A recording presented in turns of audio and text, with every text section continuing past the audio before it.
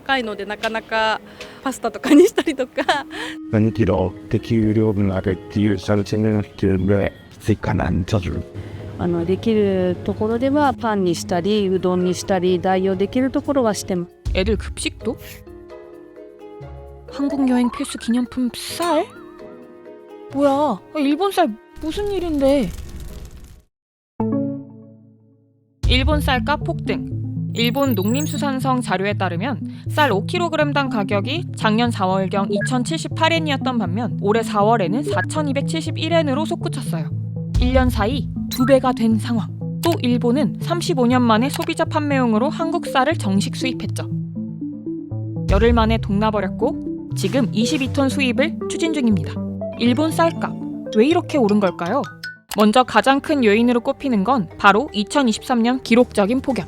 일본의 쌀 1등급 비율은 평년 70에서 80% 정도인데 2023년산 쌀은 61.3%인데다 폭염이 심했던 니가타현의 경우에는 고시히카리 쌀 1등급 비율이 4.9%였어요. 고온으로 작황이 줄고 품질이 떨어져 사람들이 원하는 양질의 쌀 공급량이 줄어든 거죠. 그리고 관광객 증가와 잦은 지진, 엔저 현상으로 관광객이 늘고 연이은 지진으로 불안감이 증폭되면서 쌀 소비량이 늘어났대요.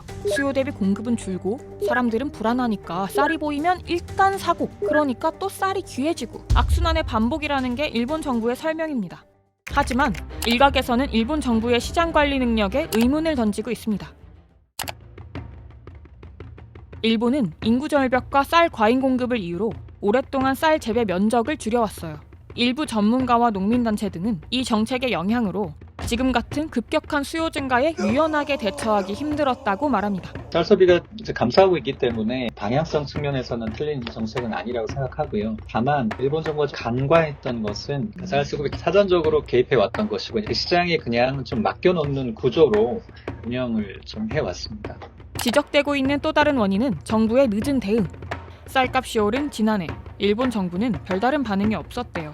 2024년 햅쌀이 나오면 가격이 안정화될 거라고 본 거지만 쌀값은 잡히지 않았고 올해 초 나라가 가지고 있던 쌀 방출을 결정했어요. 뭔가 일시적인 이런 수급 불안이 발생을 했을 때 시의적절한 대응 체계가 부족했고 저희는 그렇게 판단하고 있습니다. 하지만 쌀값은 안정되지 않고 도소매 합쳐 아주 극소량만 시장에 풀렸다는 분석이 나오자 비축미 21만 톤의 90% 이상을 사간 일본 농협이 일부러 쌀을 풀고 있지 않다는 의혹까지 번지는 중이죠. 하지만 사실관계 파악은 힘든 상황. 그런데 문제는 이제 정부가 발표하는 그 수치와 시민들이 체감하는 수준이 좀 다른 것 같습니다. 소매점에서 쌀을 구입하는데 좀 어려움을 겪고 있을 정도로 시민들이 느끼기에는 훨씬 더 좀 위기다. 다양한 원인이 복합적으로 얽혀있는 일본의 쌀값 폭등. 금방 가라앉을 것 같진 않은데 문득 드는 기시감. 오랫동안 쌀 재배 면적을 줄여왔어요. 고온으로 작황이 줄고 우리나라도 그렇지 않나? 일본 같은 사례가 발생하는 거 아니냐라는 그런 우려를 지금 나타내고 계시는 것 같은데요. 우리나라 쌀 산업 같은 경우에는 매년 한 20만 톤 정도의 만성적인 구조적 공급 과잉 문제가 지속되고 있다라고 보여지고 있어요. 겨우 재배 면적이 감소한다고 하더라도 생산량 감소폭은 제한적일 것으로 예측을 하고 있고 하지만 일본의 사례를 통해 기후위기로 인한 식량 안보 문제는 다시 한번 점검해 볼 만합니다. 이상기후로 인해서 생산량 변동이 빈번해질 것은 기정사실이기 때문에 품질 저하까지 감안한 수급 예측 시스템을 좀 강화를 한다든지 적극적인 좀 대응책이 필요하다라는 생각은 들고요. 근데 우리 일본에 쌀 수출하기로 했잖아요. 우리가 먹는 쌀값에 영향을 주면 어쩌죠? 2024년 기준 1인당 쌀 소비량은 연간 55.8kg인데요. 처음 수출한 양은 2톤, 이번 달 수출 예정량은 22톤입니다. 2톤이면 1년 동안 우리나라 사람 약 36명, 22톤이면 약 394명이 소비할 수 있는 양이죠. 우리나라 한 해 쌀 공급량에서 22톤이면 0.00061%입니다.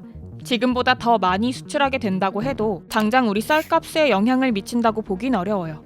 뭐야 그럼 우린 관련이 없네 라고 넘겨버리기엔 일본의 현실에서 우리나라의 모습이 언뜻 비칩니다. 양곡관리법, 쌀 소비 둔화, 농업인구 감소, 기후위기로 인한 식량 안보까지 우리 쌀에도 수많은 이해관계와 진한한 이야기가 얽혀있죠. 일본을 통해 어쩌면 우리는 힌트를 얻을 수도 있습니다.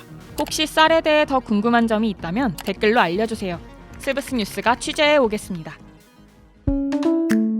이번 영상을 만든 PD가 추천하는 영상도 보고 가세요. 스브스 뉴스의 다른 영상을 즐기시려면 구독 버튼을 꼭 눌러주세요.